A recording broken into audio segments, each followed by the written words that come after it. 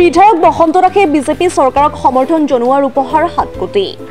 মুখ্যমন্ত্ৰী সাহায্য পুঁজিৰ 7 কোটি টকাৰে নিৰ্মাণ হ'ব মংগলদৈ চৰকাৰী উচ্চতৰ মাধ্যমিক বিদ্যালয়ৰ নতুন ভৱন। শতবৰ্ষ গৰকা মংগলদৈ চৰকাৰী উচ্চতৰ মাধ্যমিক বিদ্যালয়ৰ বাবে ভাল খবৰ। শতবৰ্ষ গৰকা মংগলদৈৰ এই বিদ্যালয়খনৰ আন্তঃগাঁথনি নিৰ্মাণৰ বাবে মুখ্যমন্ত্ৰী সাহায্য পুঁজিৰ পৰা 7 কোটি টকাৰ আবণ্টন দিছে। সমষ্টি উন্নয়নৰ স্বাৰ্থত কংগ্ৰেছী বিধায়ক বসন্ত দাসে বিজেপি চৰকাৰক সমৰ্থন জনোৱাৰ পিছতে মুখ্যমন্ত্ৰীৰ উপহাৰ বুলি একাংশই মত পোষণ কৰিছে। আজি বিধায়ক বসন্ত দাসে বিদ্যালয়খনৰ পৰিচালনা সমিতিৰ সভাপতি বিদ্যালয়খনৰ অধ্যক্ষক লগত লৈ বিদ্যালয়খন পৰিভ্ৰমণ কৰে। নিজে শিক্ষা গ্ৰহণ কৰা বিদ্যালয়খনৰ নতুন ভৱন নিৰ্মাণৰ বাবে মুখ্যমন্ত্ৰী সাহায্য পুঁজিৰ পৰা 7 কোটি টকাৰ আবণ্টন মঞ্জুৰ কৰাৰ বাবে মুখ্যমন্ত্ৰীলৈ ধন্যবাদ জনায়। মংগলদৈৰ পৰা ইছা 24x7।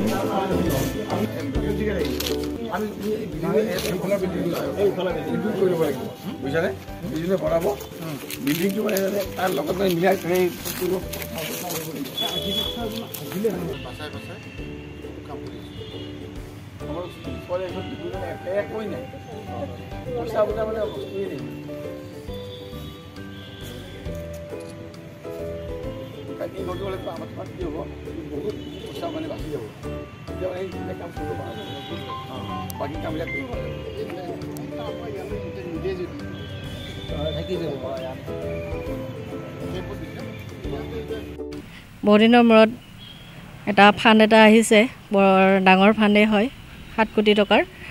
আজি MLA ছাৰেও চালে, আগতেও চাইছে, আমি ঠাইখিনি চাই লৈছোঁ আৰু এই ফাণ্ডটোৰ কাৰণে ধন্যবাদ জনাইছোঁ চৰকাৰক। অহা 2 তাৰিখে আধাৰশিলা স্থাপন কৰিব বুলি কৈছে। গতিকে সেইফালৰ পৰা আমি গোটেই মানে বিদ্যালয়ৰ যিমানখিনি আছোঁ টিচাৰ, আমি সকলোৱে সুখী। আৰু বহুদিনৰ মূৰত মানে স্কুলখন ইমান ভাঙি ছিঙি গৈছে, জৰাজীৰ্ণ হৈছে, বহুদিনৰ মূৰত এটা বিল্ডিং পাম, গতিকে বহুত ভাল লাগিছে। সমস্যা লাহে লাহে তাৰমানে সমাধান হৈ আহি আছে। আগতে একদম টিচাৰ নাছিলে, এতিয়া টিচাৰৰ সমস্যাটো দূৰ হৈছে। তাৰপিছত বিল্ডিঙৰ যথেষ্টখিনি কমি আছিলে, ক্লাছৰুমবিলাক জৰাজীৰ্ণ আছিলে, ৰিপেয়াৰ কৰি আছিলোঁ, কিন্তু এতিয়া মানে ক্লাছৰুমৰ অভাৱটো দূৰ হ'ব। সেইফালৰ পৰা তাৰমানে সুখী। যেতিয়া নতুনকৈ স্কুলখন আকৌ বনাব এতিয়া, গতিকে ক্লাছৰুমবোৰ যেতিয়া ভাল হ'ব, শিক্ষাৰ্থীৰ কাৰণে ৰুমবিলাকো ধুনীয়া হ'লে ভাল, স্কুলখন ধুনীয়া হ'লে আকৰ্ষণ হয় আৰু বাকী অভাৱবিলাক দূৰ হ'ব। এতিয়া আৰু লাহে লাহে স্কুলখন আকৌ আগৰ পৰ্যায়লৈ আহিব বুলি আশা কৰিছোঁ। হয়, সকলোৱে গম পায় মংগলদৈৰ ভিতৰতে মানে মংগলদৈ গভ হাই ছেকেণ্ডেৰী স্কুলখনৰ পৰা বৰ্তমানলৈ বহুত মানে ডাঙৰ ডাঙৰ অফিচাৰ, ডাঙৰ ডাঙৰ চাকৰিয়াল মানে ওলাই গৈছে আৰু এতিয়াও তাৰমানে তাৰ সৌন্দৰ্য ইমান ম্লান হোৱা নাই, এটা দুটাকৈ হ'লেও ওলায়ে আছে।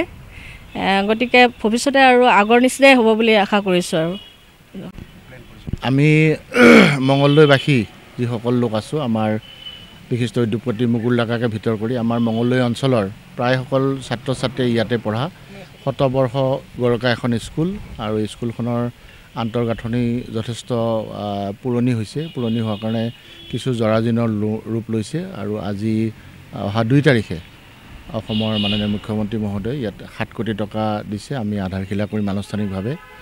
আৰু এই যিখন স্কুলখনৰ পৰা আমাৰ গোটেই সমগ্ৰ মংগলদৈ দৰং জিলাৰ বহু বিশিষ্ট ব্যক্তি ইয়াত অধ্যয়ন কৰিছিল আৰু ইয়াৰে যিসকল ছাত্ৰ ছাত্ৰী আছে সেইসকলে অসমৰ, ভাৰতবৰ্ষৰ, পৃথিৱীৰ বিভিন্ন প্ৰান্তত গৈ তেওঁলোকৰ কৰ্মজীৱনৰ পাতনি মেলিছে। আৰু মই নিজেও গৌৰৱান্বিত যে মই এইখন স্কুলৰ প্ৰাক্তন ছাত্ৰ আৰু প্ৰাক্তন ছাত্ৰ হিচাপে মই নিজে পঢ়া স্কুলখনত চৰকাৰৰ পৰা কিছু ইয়াতে আৰ্থিক সাহায্য দিছে। মই যথেষ্ট সুখী আৰু আনুষ্ঠানিকভাৱে মই নিজেও প্ৰাক্তন ছাত্ৰ হিচাপে আধাৰশিলা কৰিব পাৰিম অহা 2 তাৰিখে।